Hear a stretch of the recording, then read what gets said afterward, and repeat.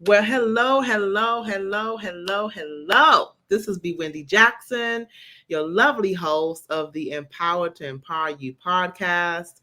I am so excited to be here today. Just for those who are tuning in for the first time, Empower to Empower You podcast is about all things Jesus Christ, mental health, anything to help you improve your overall well-being, change your thoughts, so to change your heart posture, your behavior, so that you can change your life. Each podcast episode is filled with insight, information, and inspiration. And it's amazing. It's interesting how May is recognized as Mental Health Month.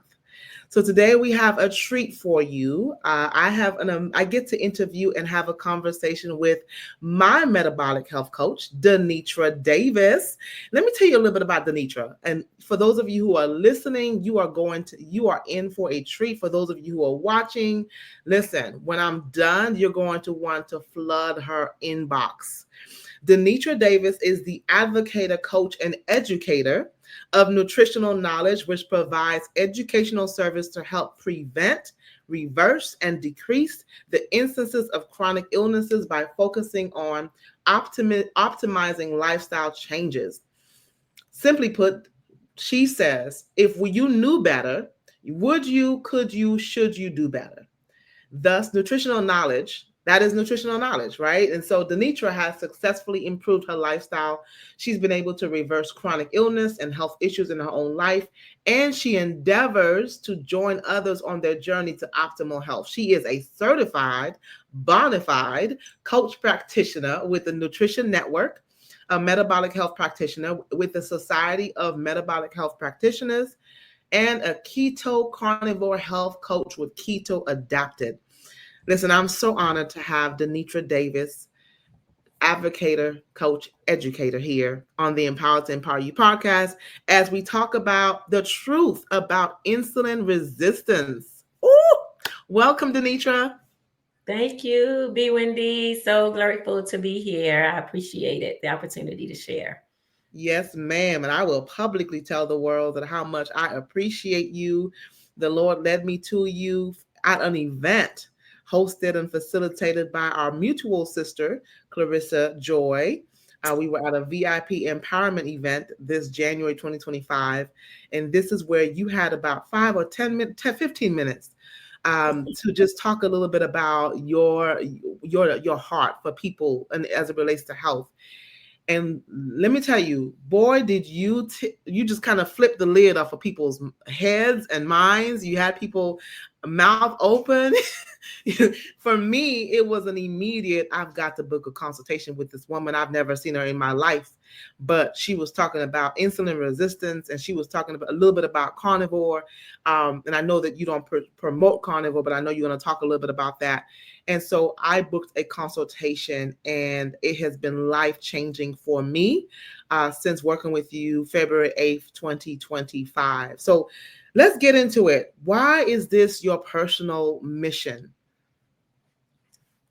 Yes, absolutely. And it has been a pleasure to meet you. But for me, my own personal journey, I was filled with, health issues that I thought would be, lifelong for me. Um, Things that I did not understand that were happening to me. I was blaming them on aging, blaming them on, the environment, and overall thinking genetics. These things have been prevalent in my family history, and so this is why they are happening to me. What I ultimately discovered is that through a diagnosis of autoimmune, which was lupus, prediabetes, gout, all of these things were plaguing me essentially, and I just wasn't willing to take the doctor's report, if you will. I needed to learn more. And so what happened is I had a family member, a significant family member, who passed away that had some of those same diagnoses. And so because of that, I wanted to go deeper. And I'm not perfect on my journey. I definitely have reversed some things. I've learned some things. And so ultimately what I discovered is that, I was being poisoned basically by the foods that I was eating. And in many ways, thinking that those foods were healthy for me. I mean, I've tried vegan, I've tried vegetarian, and during that season, I was my sickest. Although I had lost weight, I was still not well. Yeah. Wow. So from your own experiences, how did you land into metabolic health? Like, what was it that made you say, I'm going to, I mean, obviously, for just because I've worked with you for a couple months now, I know this is a calling from you. Like, you have a mandate, a mantle, you carry it well and you carry it heavily to be able to, like, God gave you this anointing, this calling to say something, to see something and say something, and to really help people heal, to help people prioritize their wellness. But what was it for you to say, I've got to get into understanding metabolic health and wellness? Absolutely. So for me, I started learning about what really fuels the body, like what's happening in the body. What they were telling me in the autoimmune space is that this is your body fighting against itself. That's what I kept hearing. Your body is fighting against itself. What I ultimately figured out is that my body was fighting against foreign substances that I was putting in my body. And so initially, it started for me with learning about nightshade, what we call vegetables, right? You're talking your starchy potatoes, eggplants, tomatoes. All of those things were causing me to be highly inflamed. So I started removing those things. And then I was told, to eat more nuts, eat more grains, eat wheat bread versus white bread, eat brown rice versus white rice. And so I was doing those things, but I wasn't getting well. And so the deeper I've gone into this, what I've ultimately figured out is that sugar is the problem. Carbohydrates is a nice name for sugar, and sugar is a toxic poison that was making me sick. And so the more I removed carbohydrates from my diet, the better I got. And so for Mhm. me, that transitioned into, I was seeing it for me as an experiment for my own self, but that wasn't enough. Like, I was seeing the changes. My labs were changing. My body was changing. I was feeling better. I needed to understand the science. So thus the metabolic health practitioner, the keto carnivore coach, the nutrition network, because I wanted to understand, what is the science of this? I mean, because I have been a dieter, if you will, my whole life, right? One diet to the next diet, vegan, vegetarian, the Daniel fast. I was trying all these things, and all of them had certain benefits. But this way that I am now related to decreasing my sugar intake has been sustainable, life changing. The cravings are going away. And so for me, that's metabolic, that's metabolism, that's how food or food products are working in my body. And so ultimately, what I figured out is my body only needs and thrives on protein and fat. I Mm. could live longer and better without carbohydrates, which they are all sugar, right? The Mhm. simple Yeah, carbs, the complex carbs are all sugar. And so for absolutely. me, that was a eye opening. Yes, and it has been eye opening for me in my work with you. Earlier in February 8th, you discovered in our consultation that, based on my A1C, that I was dealing with symptoms of insulin resistance, and you started to educate me on insulin resistance. And let me say it on record, you were the only person and the first practitioner to highlight, and no shame or against any medical provider, but to highlight that I was walking around with symptoms or with a pre-diabetic, with pre-diabetes. And so let's talk a little bit about what is insulin resistance. Absolutely. And so I appreciate your transparency with me and your audience, because we go to the doctor often to get our lab work done. And many times we leave the doctor's office and the things are in the green. And we say, the doctor or the nurse that calls you says everything is normal. All your labs look good. And so this is what your experience was, only to have a non-medical person look at your labs and just simply take your A1C number and put it against the traditional statistic of what is prediabetes to discover that you in fact had an A1C of a 5.9, which is in the pre-diabetic range. I like that you are highlighting insulin resistance because most doctors in the medical field, it's not commonly spoken about. We only speak about insulin related to a diabetic. But there is emerging science that says insulin resistance is the precursor.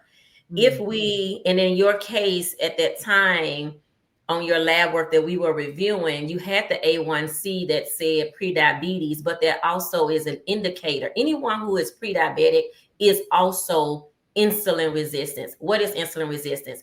Insulin resistance means that the hormone insulin in your body is working overtime to manage the sugar that you're feeding it. I just want to say that again. Insulin resistance, your body is essentially resisting, insulin is resisting the sugar that you are feeding your body. And so when you're on an overdose, if you will, of sugar, of glucose, then insulin is working overtime. It's almost, I use the example of a car in pumping gas. If you over pump the gas tank and that gas is everywhere in the body, then it's going to cause an issue. And that's essentially what's happening in our bodies, is that when insulin is on overload, then it's causing problems. What is the problem? It is storing, because it cannot break down the effective way. So those things become stored on the body. So when you're over consuming carbohydrates, again, which is sugar, then this is what's causing joint pain. This is what's causing us to be overweight, be inflamed. So inflammation is like punching someone in the eye, and now there's this swelling. So essentially what we are doing with carbohydrates is swelling up. Our bodies cannot metabolize it, so it becomes storage for us. So that's insulin resistance in a nutshell. Yeah, that's so good. And you did so well with trying, because it's hard to not go on about it, right? But I do want to, I know that the audience who are going to be listening cannot see this. DeNitra, if you, I have it on my phone because you shared it with me, but if you want to talk through the circle of hearts, for people that may be listening, I know you can't show it because I want to honor the people who are listening, but talk a little bit about how insulin resistance, you explained to me that insulin resistance is the umbrella. And a lot of times traditional medicine focus on, if you're not having symptoms of diabetes, then they're not looking for insulin resistance. Whereas you, as a metabolic health practitioner, you're specifically looking for those markers of anything. And I think you told me, according to the National Society of Metabolic Health, anything above a 5.6, I believe, you may, or maybe above a 5, is insulin resistance. So talk about some of those diseases and problems associated in your circle of hearts diagram. Right. So in the circle of hearts, what you're going to find is, again, insulin resistance is the precursor. Most doctors only deal with it related to diabetes, but almost any chronic illness that you face that is not some type of airborne disease, some type of tragic accident, those things are in a specialty category. All other things, type 1 diabetes, type 2 diabetes, type 3, which now we call that Alzheimer's and dementia, is now referred to as a type 3. That is sugar of the brain. You have fatty liver, you have GERD, you have, for women who are struggling with fertility issues, PCOS, hormonal imbalance, even women who are premenopausal, PMS, all of these things are tied back to high blood pressure, cardiovascular disease. I often say we blame salt for what sugar is doing with cardiovascular. So we're treating people with all of these things separately. There's a med for high blood pressure. There's a med for PCOS. There's a med for a thyroid issue. But no one is checking insulin to figure out that all of these are different manifestations. You may never become diabetic, but you may still be insulin resistant. So I recommend in the Society of Metabolic Health, which I am accredited under, we recommend that along with your A1C, that you also get a fasting insulin. And why do we need this fasting insulin is because remember, insulin is meant to regulate sugar. And so a lot of times when that A1C is falling in a normal range or a pre-diabetic range, that's because insulin is working overtime. And so we could almost predict much sooner and reverse some of these things if we check that fasting insulin earlier than what we're doing right now. Many times it doesn't happen at all. Most of the clients that I've worked with, people that I've had conversations with, they've never had a fasting insulin until they work with me. Wow. I mean, I'm looking at this thing. I mean, it's mental health disorders are tied to insulin. I know that's one of our questions, but in your circle of hearts, it highlights that insulin is tied to additional things like sugar cravings. I remember being addictive to sugar. I remember being addicted to certain foods. You also identify skin disorders, eczema, acne. I remember dealing with acne even as a teenager in the Caribbean. All I ate was what they call it ground provisions, but it's starchy foods. You know, the rice, the fried fish, all those things. The visceral abdominal fat, that stubborn belly fat that people sometimes say my pregnancy weight or my baby weight when the child is 25.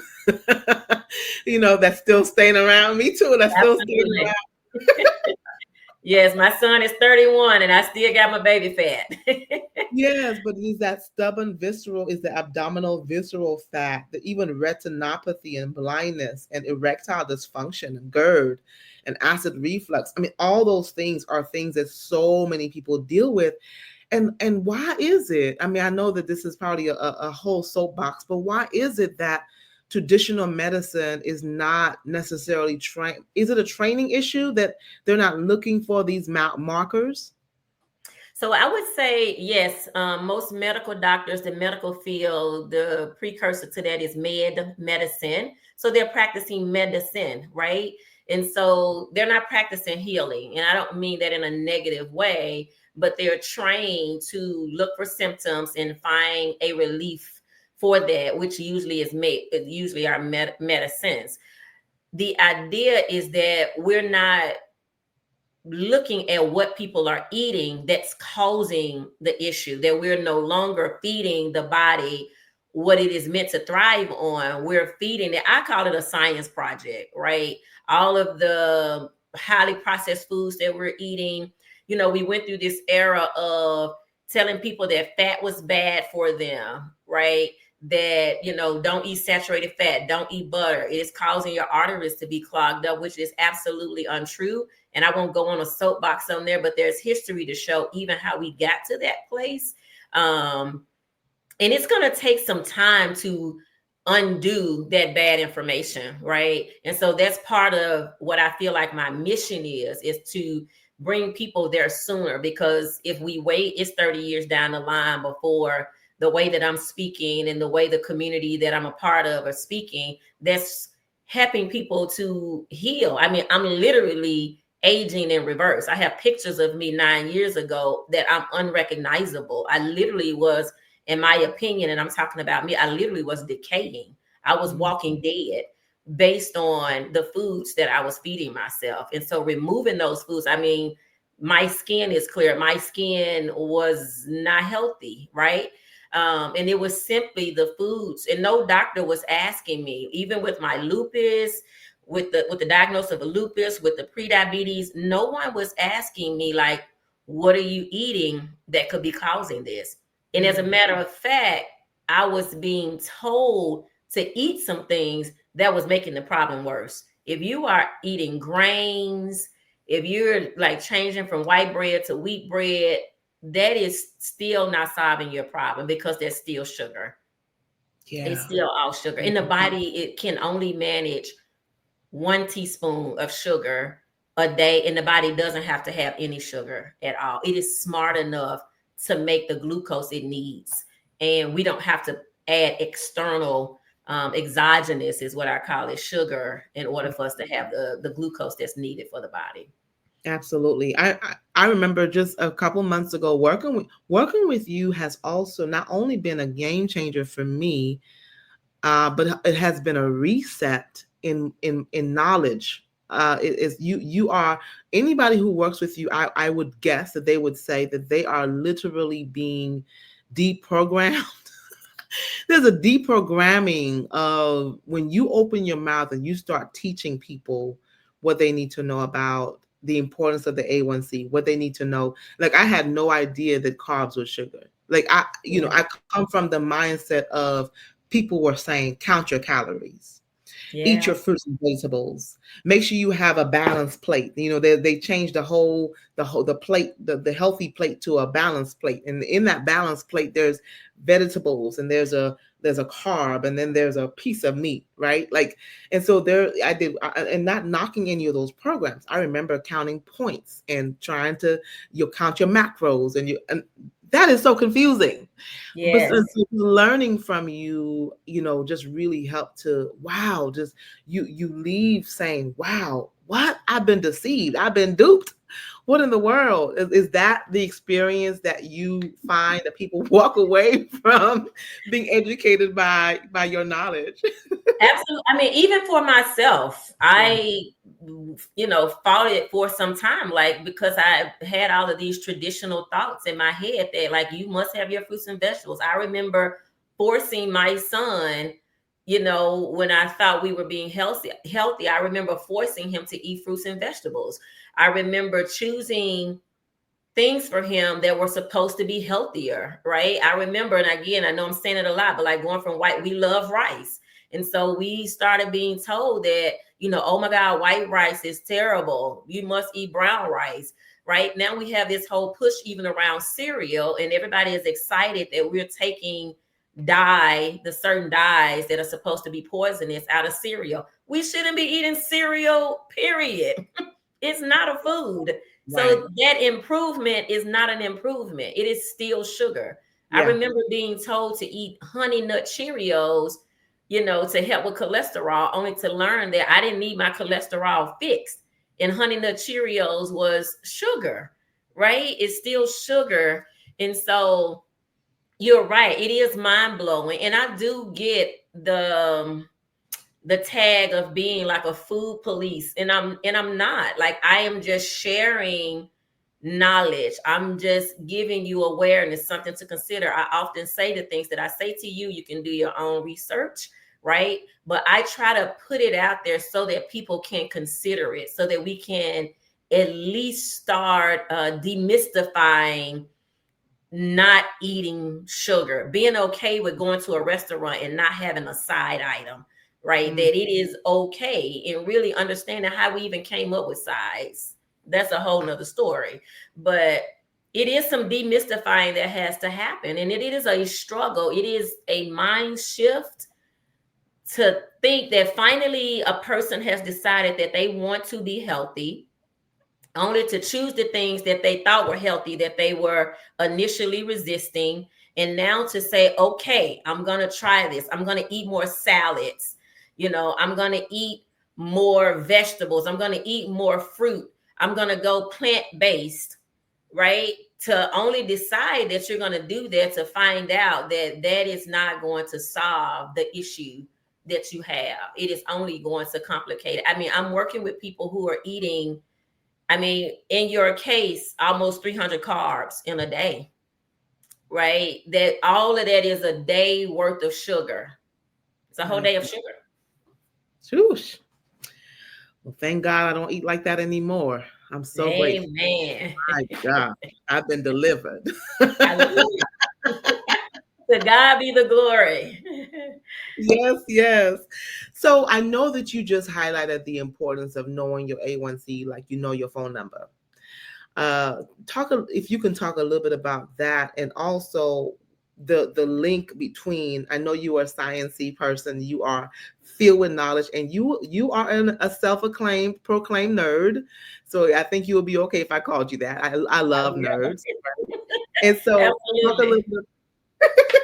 So why is it important to know our A1C and the link between what we know about insulin resistance or what we eat and mental health?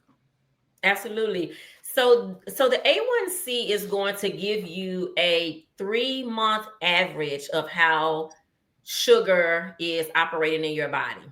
That's essentially what's happening with the A1C. They can measure the platelets in your body to know over this 3-month period. This is why the 90-day experience that you went through is so important, because in 90 days, that test ought to be able to show something else if we are improving it. So when you think about that in terms of mental health, essentially what we're saying is that your brain needs to have fat to thrive. And when you're eating a high sugar diet, it is impacting your brain health in a way that says, I'm foggy, I'm depressed, I am not getting the proper nutrients to the brain. And so I can remember, even as part of my symptoms in those days, like being super depressed or thinking that, you know, PMS was just relative to my menstrual cycle, only to realize that it was the sugar that I was consuming and craving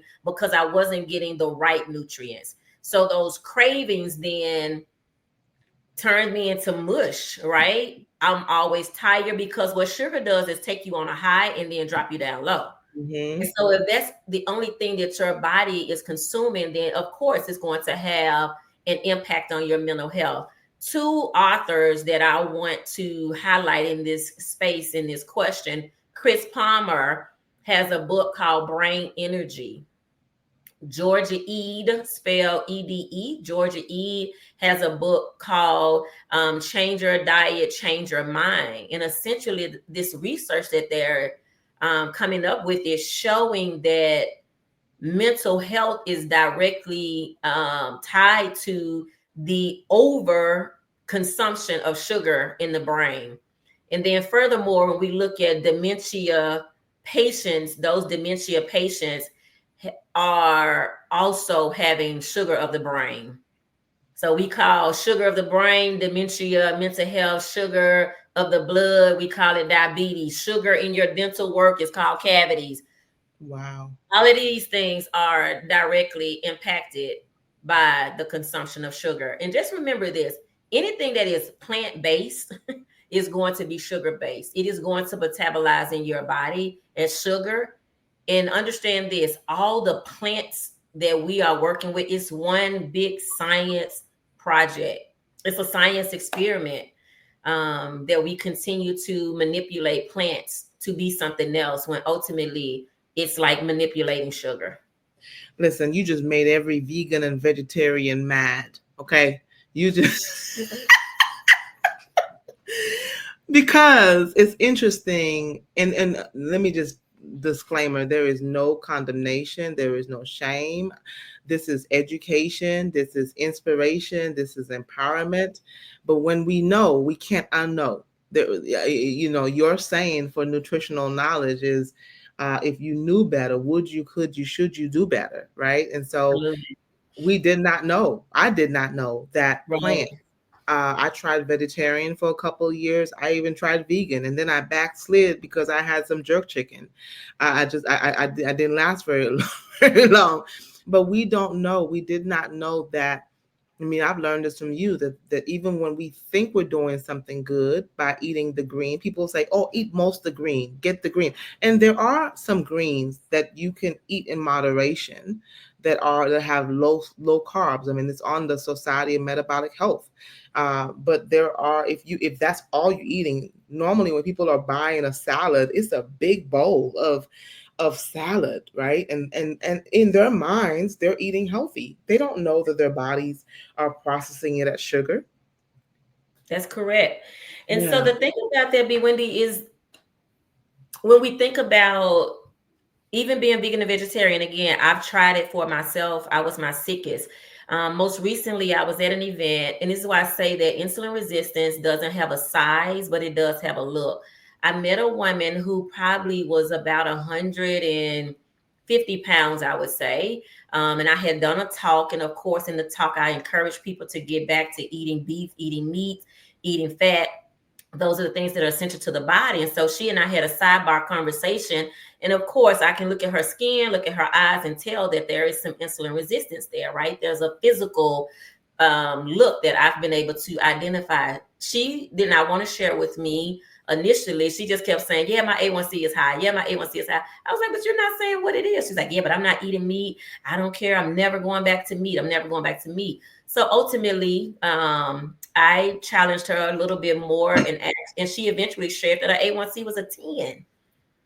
The normal A1C to not even be, which says that she's a diabetic. We were standing there. She's a vegan. She's a vegetarian. We were standing there in her loyalty, if you will, to being vegan and vegetarian. She was standing there as a diabetic who probably in the room that we were in would never have appeared to be the person in the room as the diabetic, but there she stood. And it is because if you are only eating vegan, vegetarian, you have removed all meat, all animal based from your diet. You are a sugar eater. That means that is the only thing that you are feeding your body is sugar. And so, yes, by all means, it is going to keep your insulin spiked. And that insulin is going to store as something that goes back to the circle of hearts.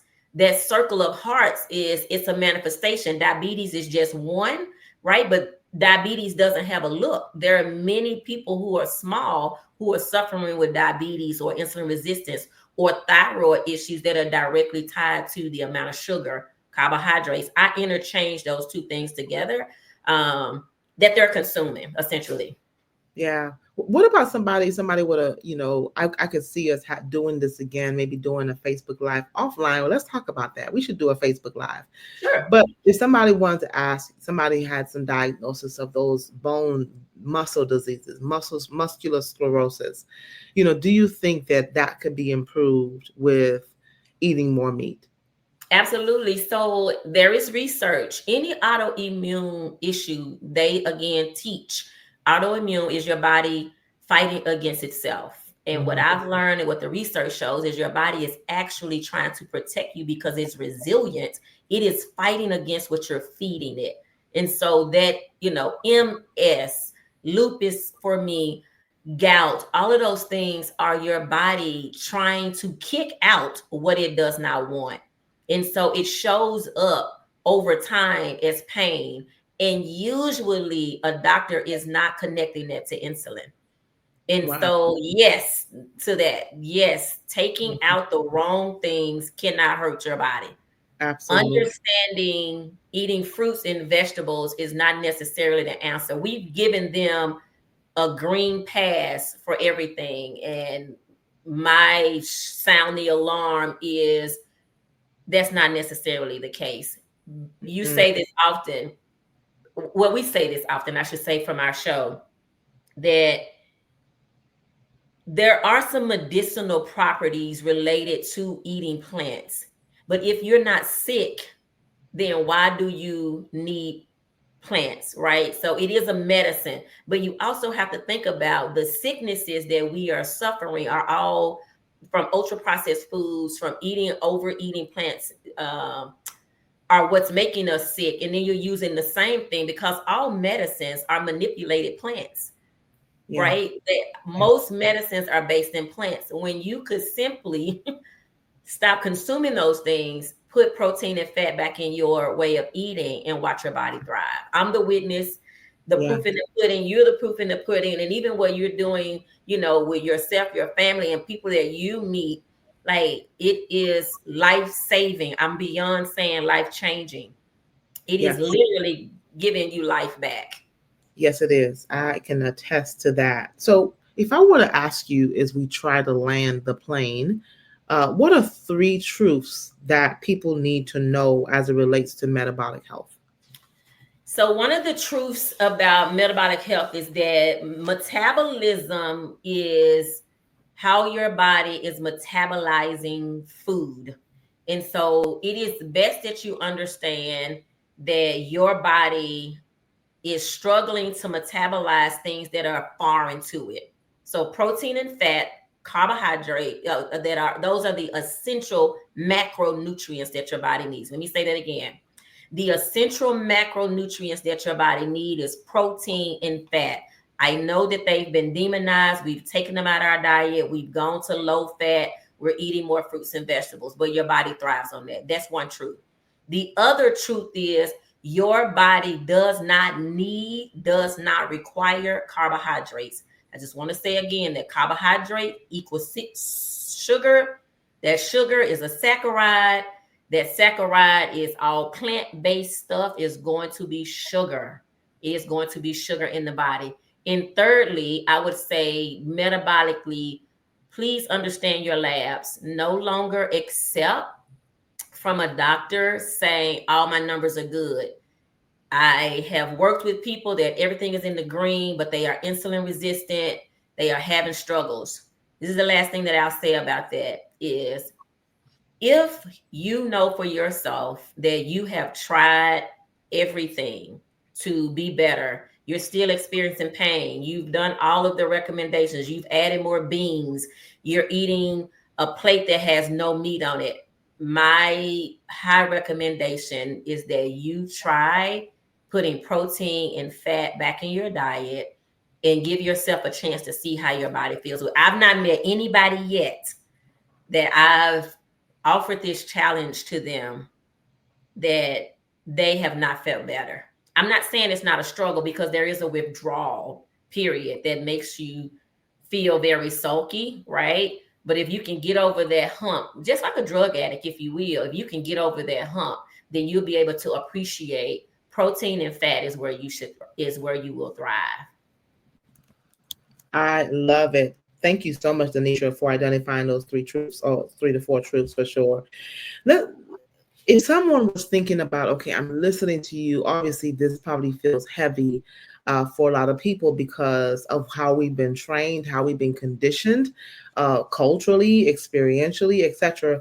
And maybe if you were talking to someone, many times after an event, there is somebody who runs up to you and say, oh my goodness, like, how do I get started? What would you suggest that are steps that a person might need to take to start prioritizing their optimal health? Absolutely. So the first thing I would say, so that it's simple, is if you're in the grocery store and you are shopping in the grocery store, I would say choose one ingredient foods. Let's say you're not ready to hop on the meat. Personally, for me, I am carnivore. I primarily only eat meat as my source of fuel. Let's say you're not there. If you're in the grocery store, let's shop along the outskirts of the grocery store, where we say that those are fruits and vegetables. Along the backside, you're going to find your meats, and then up the other side, you're going to find your dairy. Let's start there. Eating one ingredient foods. Anything that has more than 4 or 5 ingredients, again, it's a science project. It's an experiment. It is not food. Everything in those center aisles that are in packages for shelf life is not for your life. Right? So stay away from those things. So the other thing is to cut the sugar out. The sweet tasting sugar and the non-sweet sugar, it's all going to metabolize in your body as sugar. Your body doesn't have a gauge to say this sugar is better than that sugar. Prioritize protein and fat. I mean, we're discovering this beef fat. I literally am eating beef fat every day for the last 3 weeks. I was already eating beef fat, but find you a butcher and try you some beef fat. It is a game changer. Your brain will thank you. The other thing I would say is get your labs done. Like, if you're the person who says, I don't go to the doctor, I don't fool with doctors, I'm saying get your labs done. The main 2 labs you want to get to start with, is an A1C and a fasting insulin. And don't be comfortable saying things like, he says I'm pre-diabetic. Don't let the pre fool you. Pre-diabetes means that you have 10 to 15 years of sugar damage. That is not a safe place to be. That is not a watch it. And then the other thing I would say is watch your own symptoms. Pay attention to your body. Quit blaming it on everything else but what you're eating. Because I guarantee you it is connected to something that you're eating that you thought was healthy, whether it's nuts, whether it's grains. So that's a way to get started and be an advocator. That's me, an advocate for yourself. You're identifying, first of all, what's going on in your body, and then you advocate, and then you do what B. Wendy has done is become a part of a community that normalizes that I need to know my A1C. That's a topic that we should be talking about. We should be asking our friends, hey girl, what's your A1C? Hey guy, what's your A1C? Right? And understanding what that ultimately means. A high A1C means that you're sick, even if you're not in the diabetic range. If you are in a 5.6, 5.7, 5.8, even anything above a 5 is a warning sign before the destruction. If you keep on that trajectory, then diabetes and more is on the way. Wow. Wow. Thank you, DeNitra. Is there anything else that I didn't ask you before we talk about how people can connect with you? Absolutely. Anything else I didn't ask you that you feel compelled to share? The compelling thing that I feel to share is you've heard us talk a lot about insulin resistance, what it is, and what's happening with your body. The goal is to become insulin sensitive. So we're looking to go from insulin resistance to insulin sensitivity. What does that look like? That looks like my blood sugar is staying low. It means that my body is not overworking insulin. It means that my moods are stabilized. It means that my body is not storing the sugar that I'm eating. So the goal is to go from being insulin resistant to insulin sensitive. In other words, you want insulin to have a nice, intimate relationship with you. You don't want insulin fighting with you. You want it to be agreeable so that things are normalized. So that's what I feel like is a major thing for people to understand, is that we're not just identifying insulin resistance as an issue, but the resolve of insulin resistance is being insulin sensitive. Yeah, wow. I thank the Lord for you. I really, really do. Thank So, you. how can people get in touch with you? For those who are going to see this video, I have put her website on the recording, nutritionalknowledge.com. But go ahead and tell people how they can get in touch with you. Absolutely. So for those that are watching, the QR code takes you directly to my contact information. And for those that are listening, nutritional knowledge, play on words. I just want to say it out loud. It's spelled KNEW, nutritional knowledge. Again, as B. Wendy said, we believe that if you knew better, could you, should you, would you do better? So nutritional knowledge is spelled KNEWTRITIONAL, knowledge. We believe that there is a gap in knowledge, and we endeavor to be that bridge. You also can reach me on Facebook. My name is DeNitra Davis. You can send me a friend request there. On YouTube, my YouTube channel is Advocator, Educator, Coach. One of these days, people are going to refer to me as the ACE. That's the Advocator, Coach, and Educator. So, B. Wendy, I appreciate being able to be a part of this, share with you, and being a part of your journey to optimal health and healing. It's been a pleasure to watch you grow and thrive in this space. Thank you. I love being a carnivore, and I will tell the world I'm a carnivore. And I love, love, love eating meat to fuel my body and to see food as energy. It's so liberating to no longer be bound by food addiction, no longer be bound by food noises. It's such a freedom, and it makes life simple. I'm just eating meat. I'm intermittent fasting, and I'm eating meat. That's it. So thank you, DeNitra, for being here. I know that more people will be blessed, encouraged, empowered by the knowledge that you've shared today. And I hope that they blow up your mailbox, light up your website, and want to work with you for sure. And DeNitra is also on a Hey Sister Girl show on YouTube. And so you can subscribe if you want more support, more language, more community. You can subscribe or join Hey Sister Girl on Facebook. It is completely free. Hey Sister Girl does a show on Monday nights at 6 p.m. Central Standard. So you can subscribe to that. They are always sharing experiences and knowledge and facts about carnivore, and not just carnivore, but eating this way of life to be healed and to stay and to live well. Anything else really quickly that you want to say about that before we end? Absolutely. So the last thing I say is we're using the term carnivore because ultimately we've come to know that when people say things like everything has sugar, meat does not have sugar. And so essentially the carnivore way of eating is us taking sugar out of our way of eating so that we have protein and fat to thrive on. And so even if you're not into the label of carnivore, just remember taking sugar out is the ultimate goal. Awesome. Thank you. Thank you. Thank you for those of you who are listening. This is Wendy Jackson with the Empower to Empower You podcast. I'll be back next time with another amazing episode. Have a wonderful day on purpose.